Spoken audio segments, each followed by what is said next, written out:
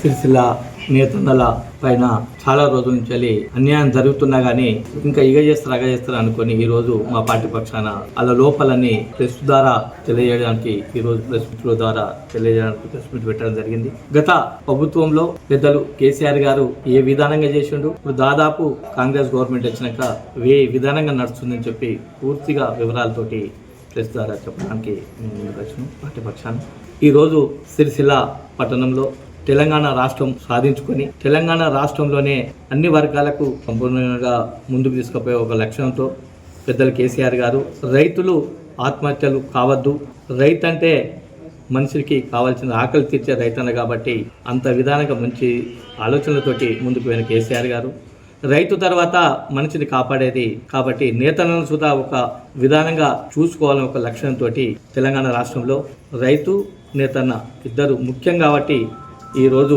తెలంగాణ రాష్ట్రంలో నేతన్నలను అన్ని విధాలుగా ఆకలి చావులు పూర్తి స్థాయిలో మర్చిపోవాలని ఒక లక్ష్యంతో పెద్దలు కేసీఆర్ గారు కేటీఆర్ గారు దాదాపు 3,300 పైచిల్లర 7 సంవత్సరాల 8 సంవత్సరాల ఆర్డర్ ఇచ్చి ఇవాళ బతుకులు ఎంతో ముందుకు తీసుకుపోయిన గొప్ప వ్యక్తి కేటీఆర్ గారు.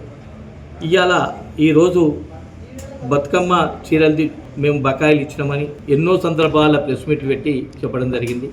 వాస్తవానికి ఇంకా బకాయిలు అట్లే పెండింగ్ ఉన్నాయని చెప్పి మీడియా ద్వారా తెలియజేయడం జరుగుతుంది.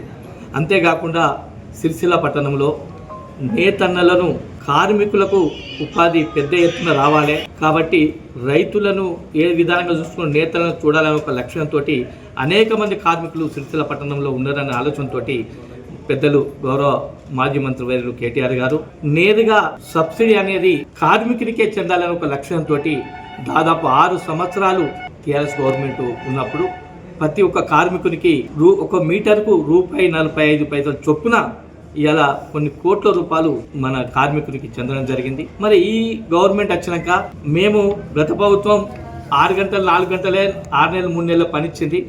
మేము 24 గంటల పని 3 సంవత్సరాలు 365 రోజులు కల్పిస్తాన్న కాంగ్రెస్ గవర్నమెంట్ నాయకులు ఇలా ఏడాది పొద్దు అగిద్దామని చెప్పి గడుపుకొని ఏడాది గడపడం జరిగింది. మిగతాది మొన్న 6 నెలల కింద ఆర్డర్ ఇచ్చి దాదాపు 5 కోట్ల మీటర్లు బట్ట ఇచ్చి అందియడం జరిగింది. ఇప్పుడు గతంలోనే సబ్సిడీ అనేది కార్మికులకు చెందాలనే ఒక లక్ష్యంతో పెద్దలు కేటీఆర్ గారు ఏదైతే లక్ష్యం ఉందో మరి ఇప్పుడు 1 సంవత్సరం పని లేక కార్మికులు దెబ్బతిన్నారు కాబట్టి ఇప్పుడు ఈ సంవత్సరం ఇచ్చిన బట్టకు కనీసం 10% యార్న్ సబ్సిడీ పూర్తి స్థాయిలో కార్మికులకు చెందే విధానంగా మీరు పండుగ లోపలనే ఏది ₹40 చొప్పున 6,90,00,000 ఈ సంక్రాంతి కానుకగా కార్మికులకు ఇవ్వాలని చెప్పి మా పార్టీ పక్షాన మేము డిమాండ్ చేయడం జరుగుతుంది. అంతేకాకుండా ప్రతి ఒక్క కార్మికుడు 1 సంవత్సరం పని లేక ఇబ్బంది పడుతుంది కాబట్టి పండుగ సందర్భంగా ఖచ్చితంగా ఈ కాంగ్రెస్ గవర్నమెంట్ ఇవ్వకపోతే దీని మీద సుతం మేము పెద్ద ఎత్తున అతి 2-3 రోజుల లోపలనే నిర్ణయం తీసుకోకపోతే దీనిపైన మా పార్టీ పక్షాన ధర్నా చేస్తాను చూసా సిద్ధమని చెప్పి ఎందుకంటే మా నేతన్నలే సిరిసిల్ల పట్టణానికి వెన్నుముకలు కాబట్టి మా పార్టీ పక్షాన ఖచ్చితంగా నేతన్నల కొరకు పోరాడి ఈ సబ్సిడీ అనేది గత ప్రభుత్వం ఇచ్చింది కాబట్టి దాన్ని పూర్తి స్థాయిలో ఈ పండుగ లోపలనే ఇవ్వాలని చెప్పి మా పార్టీ పక్షాన డిమాండ్ చేస్తున్నాం. రెండవది సిరిసిల్ల పట్టణంలోని మున్సిపల్ వ్యవస్థకు వస్తే దాదాపు పాలకవర్గం ఏడాది అవుతుంది. అక్కడ ఏ వార్డుకి పోయినా ఏ గల్లీకి పోయినా ఏ ఒక్క ట్రాక్టర్లు కానీ ఇవి కానీ అన్ని రిపేర్లు పడిపోయి ఇలా పారిశుద్ధ్యం అనేది లోపించడం జరిగింది.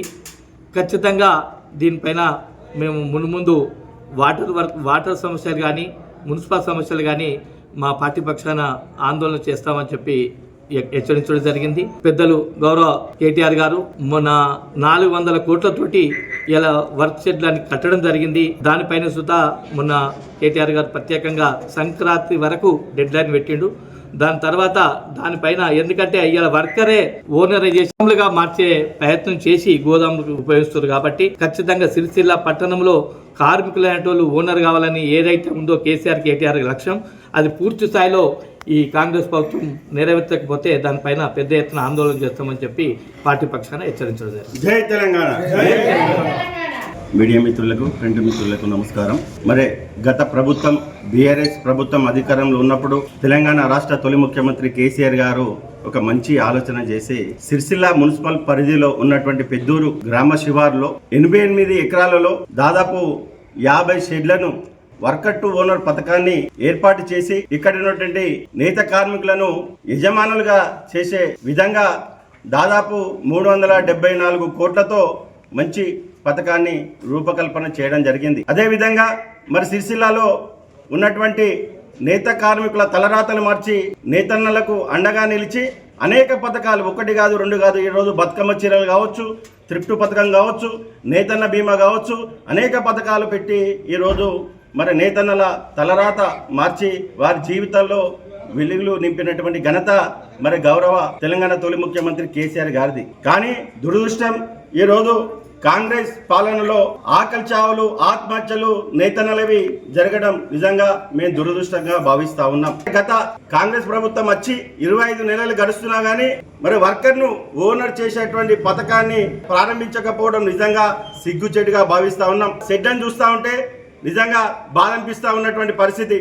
మొన్నటికి మొన్న మా బీఆర్ఎస్ పార్టీ రాష్ట్ర వర్కింగ్ ప్రెసిడెంట్ కేటీఆర్ గారు సందర్శించినటువంటి తరుణంలో షెడ్లను గోదాములుగా మార్చి, అదేవిధంగా పిచ్చి మొక్కలు మొలుస్తున్నా కానీ ఇక్కడ ప్రభుత్వం కానీ ఇక్కడ విప్పు కానీ మరి అధికారులు మరి పట్టించుకోకపోవడం నిజంగా ఇది సిగ్గుచేటని మేము భావిస్తా ఉన్నాం. మరి ఏదైతే లక్ష్యంతో కేసీఆర్ గారు ఏర్పాటు చేసిందో దాన్ని పక్కన పెట్టి మరి కేసీఆర్ గారి పేరు కానీ కేటీఆర్ గారి పేరు కానీ లేకుండా చేయాలన్నటువంటి ఏదైతే ప్రభుత్వం కుట్రలు చేస్తా ఉందో దాన్ని తప్పకుండా మేము BITU కార్మిక విభాగం పక్షాన మేము తిప్పి కొడతాం.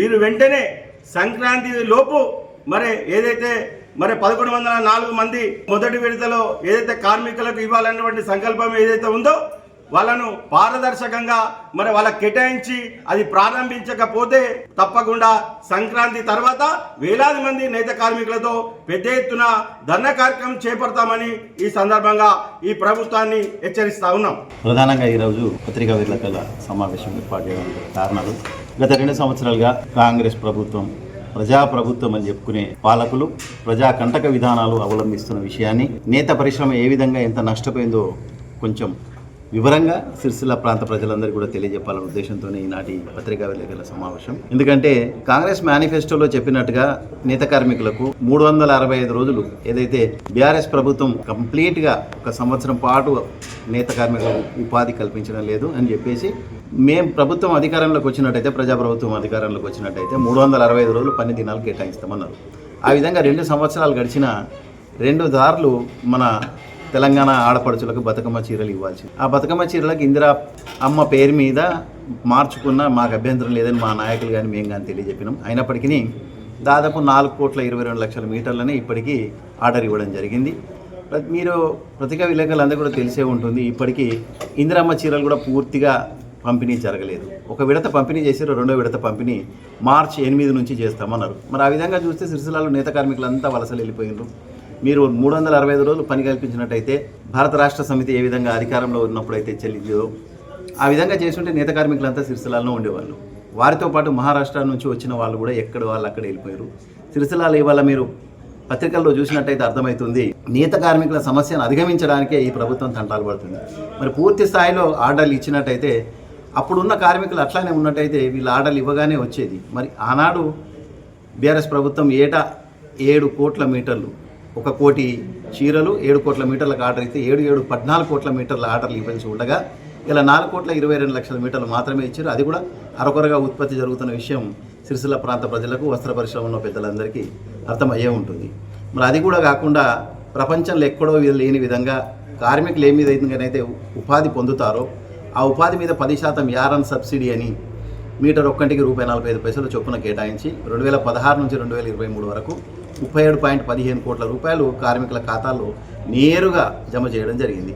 మరి ఈనాడు ఈ ప్రభుత్వం వచ్చి ఇచ్చిన అరకొర ఆర్డర్ల మీద కూడా ఇప్పటి వరకు ఏ విధమైన ₹1 కూడా జమ చేయలేదు. మరి వీళ్ళు ఇచ్చిన ఆర్డర్లే అరకొర, మరి దాని మీద కూడా 10% యారని సబ్సిడీ ఇవ్వకపోవడం శోచనీయం. మరి వీళ్ళు ఇప్పటికైనా కానీ సంక్రాంతి పండుగ లోపల కార్మికులకు జమ చేయాలి. ఎందుకంటే ఇది ఒక పెద్ద పండుగ తెలంగాణ ప్రాంత వాసులకు. మరి ఆ పండుగ నాడు వాళ్ళకు ఈ పని ద్వారానే మీకు కావాల్సినంత పని ఇవ్వకపోవడం వల్ల వాళ్ళు ఖర్చులు వెళ్లకుండా ఇబ్బంది పడుతున్న సందర్భాన్ని గుర్తు చేసుకుని, అదే కాకుండా గడిచిన సంవత్సరం కూడా ఆర్డర్లు ఏ విధంగానైతే ఇవ్వలేదో మరి దానికి కూడా ఒక ప్రణాళిక రూపొందించి కార్మికులకు పని చెప్పనందుకు కూడా పరిహారం చెల్లించే విధంగా కూడా పోయిన సంవత్సరానికి కూడా నేత కార్మికులకు గతంలో బీఆర్ఎస్ ప్రభుత్వం ఉన్నప్పుడు ఏ విధంగా ఆర్డర్లు ఇచ్చి ఎంతెంత అమౌంట్ అయితే నేత కార్మికుల ఖాతాలో జమ చేసింది, అదేవిధంగా ఈ 2 సంవత్సరాలు కూడా పనితో నిమిత్తం లేకుండా మీ ఆర్డర్లతో నిమిత్తం లేకుండా గతంలో ఏ విధంగానైతే దాదాపు 9 కోట్ల రూపాయలు ఏటా పంపిణీ చేస్తున్నామో ఆ విధంగా చేసి నేత కార్మికుల ఆకలి తీర్చాలని చెప్పేసి మేము తెలియజేస్తున్నాం. అంతేకాకుండా ఇవాళ ఒకసారి మళ్ళీ చూసినట్టయితే నేత కార్మికుల ఆత్మహత్యలను పురిగొల్పింది కాంగ్రెస్ ప్రభుత్వం. మరి కాంగ్రెస్ ప్రభుత్వం వచ్చిన తర్వాత సిరిసిల్లలో ఎక్కడ చూసినా ఒక పని లేని కార్మికులుగా ఏర్పడుతున్నారు. కానీ ఒక అద్భుతమైనటువంటి సిరిసిల్ల పట్టణాన్ని శ్రీశాలగా మార్చినటువంటి పట్టణాన్ని మళ్ళీ ఎక్కడికో తీసుకుపోతున్న కాంగ్రెస్ ప్రభుత్వం ఒకసారి పునరాలోచన చేయాలి. నాకంటే ముందుగా మాట్లాడిన సోదరులు చెప్పినట్టు వర్కర్ టు ఓనర్ అనే ఒక పథకం ప్రభుత్వం ఎక్కడా కూడా ఆలోచించింది పెద్దలు కేసీఆర్ గారు, కేటీఆర్ గారి ఆలోచన ఉన్నటువంటి అంకురం అది. మరి దానిలో కూడా మీరు 1104 మంది మొదటి విడతలో ఏర్పాటు చేయకపోయినట్టయితే మొన్న పెద్దలు కేటీఆర్ గారు చెప్పినట్టుగా సంక్రాంతి పండుగ తర్వాత పెద్ద ఎత్తున ఆందోళన చేయాలని చెప్పేసి బీఆర్ఎస్ పార్టీ సంసిద్ధమవుతుంది. మరి దానిలో కూడా కార్మిక వర్గాలను సిపిఐ సిపిఎం పార్టీలను కూడా కలుపుకొని పోయే విధంగా ఒక బృహత్తరమైనటువంటి ప్రణాళిక రచించి ఉన్నాం. కాబట్టి ప్రభుత్వం వెంటనే దిగి వచ్చి యారన్ సబ్సిడీ కానీ ప్రభుత్వ ఆర్డర్లు కానీ ఇప్పటికైనా పూర్తి స్థాయిలో కేటాయించి ఈ సంవత్సరమైనా కానీ పూర్తి స్థాయిలో ఆర్డర్లు కేటాయించాలని డిమాండ్ చేస్తున్నాం. జై తెలంగాణ. జై తెలంగాణ.